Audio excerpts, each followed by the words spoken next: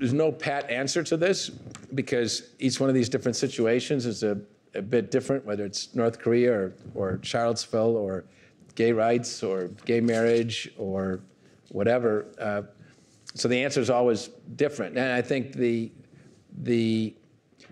what we're developing over time is a set of sort of filters for thinking about it, which is kind of to what extent can we say something that we think is reflective of the overwhelming majority of our people? Because some companies come out with something and literally half their employees, not for our parlance, it's teammates, disagree.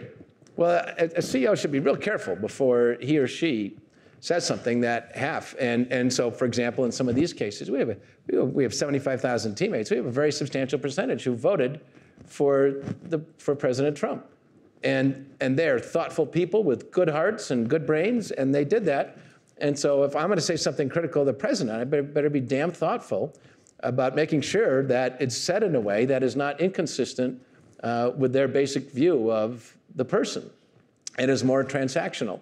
So there's questions like, what percentage of your employees do you think that way or not, and why?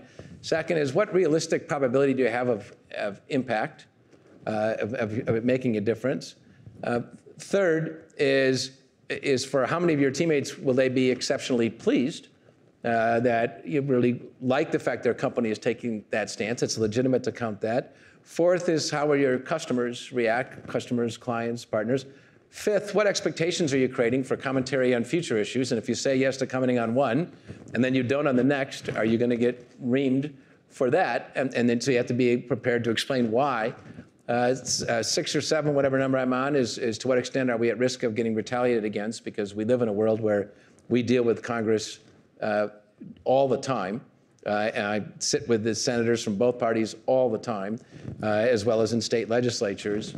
7th is, of course, your basic moral code. 8th is, is it going to be more a thing about what I believe versus what the village believes?